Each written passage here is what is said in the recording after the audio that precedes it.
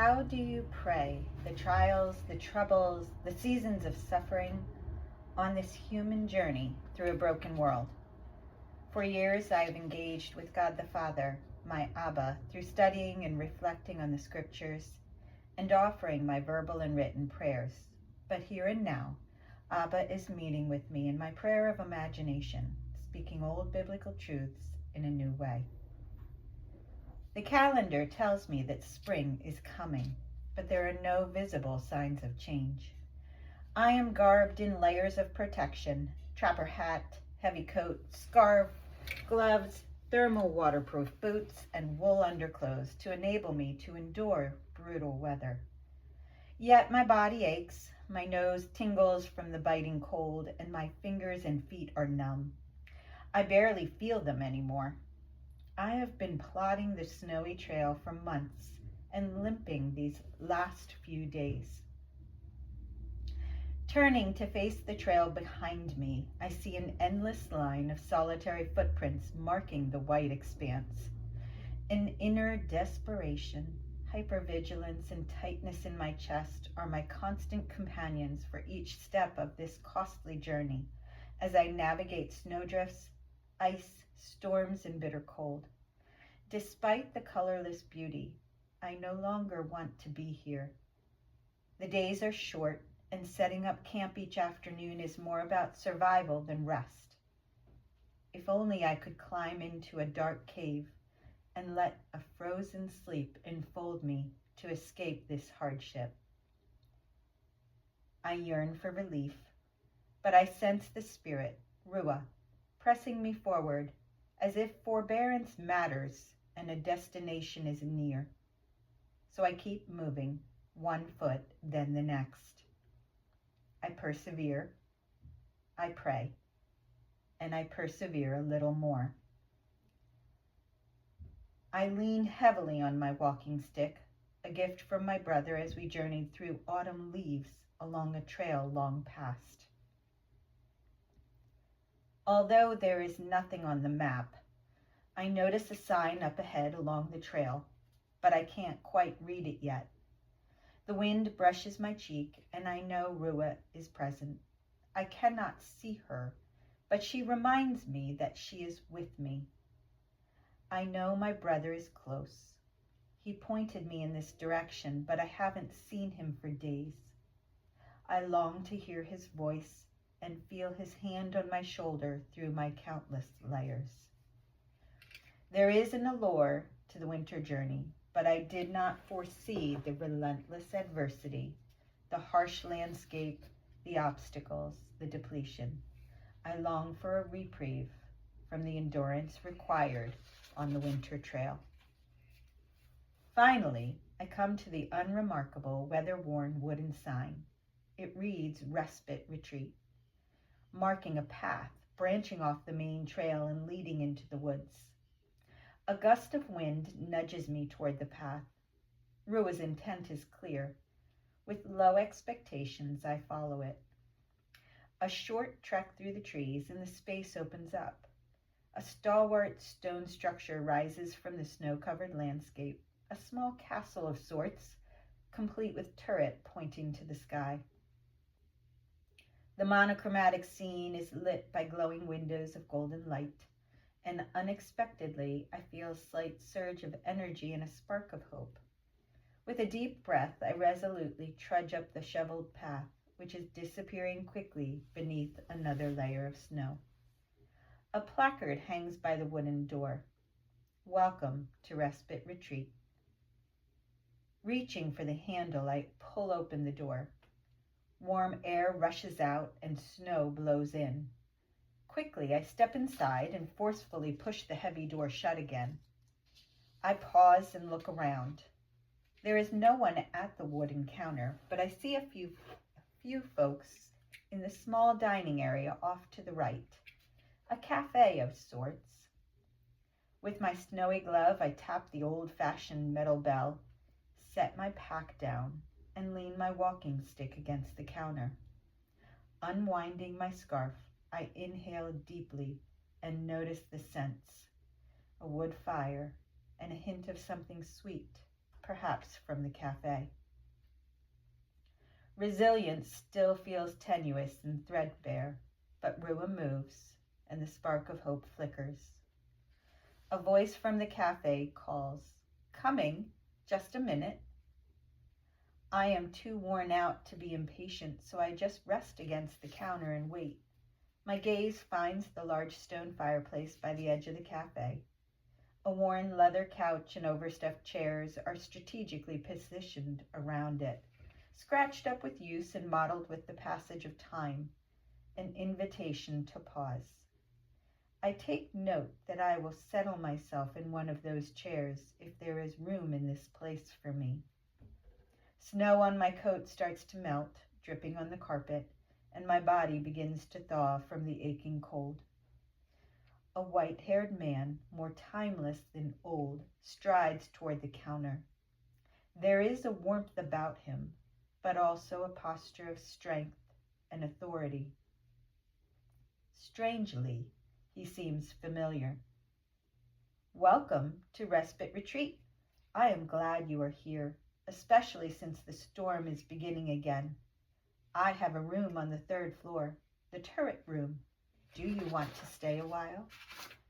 Exhaling, relief floods my body, and I realize I was holding my breath, anxiously awaiting the answer to my unspoken question. Can I stay? I respond, "Yes, thank you." "Well, this one has your name on it. I have been watching and waiting for you." I glance at him, wondering what he means and how he knew I was coming, but my thoughts feel sluggish, and I am too fatigued to pursue it. He hands me an old metal key with a wooden tag labeled "Turret Room, just for you," and continues, "The staircase to the left of the counter leads to your room, and it will be ready for you in a short while. Would you like to sit by the fire and dry out a bit?" I glance down at my coat and notice rivulets of melting snow sliding down its surface. "I am so sorry, sir. I am dripping on your carpet." "Please call me Pop. Everyone does. The rug can handle a little dripping, but you need to warm up and dry out. I just put a fresh pot of coffee on, and it will be ready soon. Would you like a mug of something hot?" I can feel myself begin to relax. "Coffee sounds so good. Thank you, sir. Pop." Pop comes out from behind the counter and picks up my backpack. "This is wet from the melting snow too, dear one, just like you. We should set it by the fire. Follow me." He leads me to the fireplace and sets my bag down on the hearth, but not too close. The colors of the flames draw my attention. Crackling of the burning wood murmurs, and warmth surrounds me like an embrace. A gust of air touches my cheek, or so it seems. There is no breeze in the inn, but Rua makes her presence known. "Have a seat, dear one," Pop says, and he looks at me. As the seconds slip by, I feel uncertain and awkward under his gaze, fragile even. He breaks the silence after just a few moments and gently offers, "I would say a large mug of strong coffee, a little cream, and a smidge of sweet, right?" With a tired laugh and a sigh of relief, I respond, "That sounds perfect. How did you know?" Pop knows what his guests need. You are welcome here. His eyes smile, and the knotted-up tangle within me releases just a little more. He heads for a door off the cafe that I suspect leads to a kitchen. A bittersweet feeling stirs as I realize that Pop reminds me of my dad. Tears fill my eyes, and the ache settles in my chest like it knows the way. We lost my dad just a couple of weeks ago, abruptly, in the middle of an ordinary week. After all the storms and losses of this season, I wasn't prepared for that one. There is a coat stand nearby, so I hang my coat to dry. I wrestle to pull off wet, muddy hiking boots and then place them in front of the fireplace. Noticing the hole in my sock and my toes peeking out, I curl up on the big leather chair and tuck my feet beneath me. There is a quiet hum from the activity in the cafe, but it is rather comforting after the solitude of the trail. I fix my gaze on the flames, and my thoughts turn inward. Whether a campfire on the trail or a fireplace at an inn, the effect is the same. I settle and slow, and I watch the flames burn. The minutes slip by. Daughter, I hear a comforting voice, but the term of affection doesn't register. Daughter, I have coffee for you, my dear. I turn towards the voice. It is Pop, and again he seems unusually familiar to me. I see the big pottery mug he holds out for me. Steam rises, and I smell the earthy aroma of coffee. I see the caramel color of coffee mixed with a little cream. Tears well at his thoughtful care of me, and I lift my gaze to Pop's eyes. I see a knowing in his expression that I don't really understand, but the safety and security I feel are tangible. Without really thinking, I ask, "Why did you call me daughter?" I am curious. The intimate address was not offensive, but rather comforting to me. Pop's presence is balm to my battered and depleted body and soul. Well, that is a significant question. Would you like to visit for a bit? I can't shake the sense that I know Pop from somewhere, and perhaps even more so, that he knows me. Somehow, I think I belong here.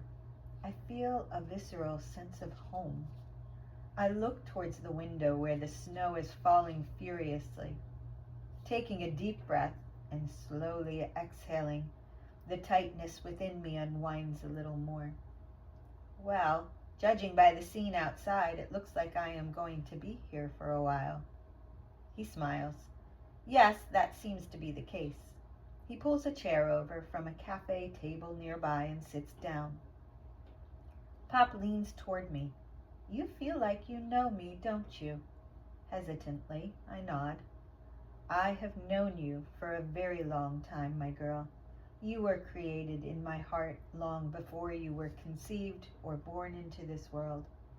I was there the first day your mom and dad held you, the first day you took a step, the first day you said a word, and I was there when you first turned toward me.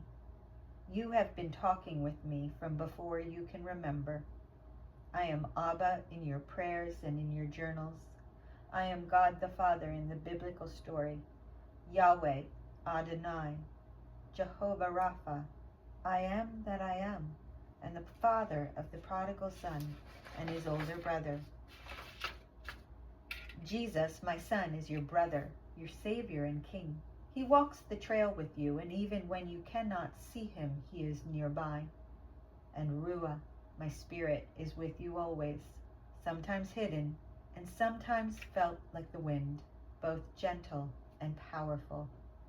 We know that the journey this winter has been excruciatingly painful and difficult. You know I am with you, but you don't often see me as you do now. Pop pauses, waiting for me to absorb the words he has spoken. I don't know how to respond, but Pop's words feel uncannily true and accurate, soothing and believable. Pop grins at me. I know, not what you expected from the innkeeper. So, my dear, I called you daughter because you are my daughter, and right now you really need your Abba. Pop's gaze is warm and attentive, not invasive or threatening. I sense him giving me space to take it all in. You are deeply loved. The Respite Retreat is for you and those like you. It will be found by those invited here. I have been waiting for you. Your brother pointed you in this direction, and you were drawn here by Ruah. She knew you needed rest. I dropped my gaze to my wrinkly hands, still red from the cold. I had put my damp gloves on the hearth to dry in the heat from the fire. I lift the hot mug, and the bittersweet liquid warms me from the inside out. Abba's presence and words comfort my aching heart, and this protected space comforts my weary body. You know me, Abba. The coffee is perfect, a little cream and a smidge of sweet.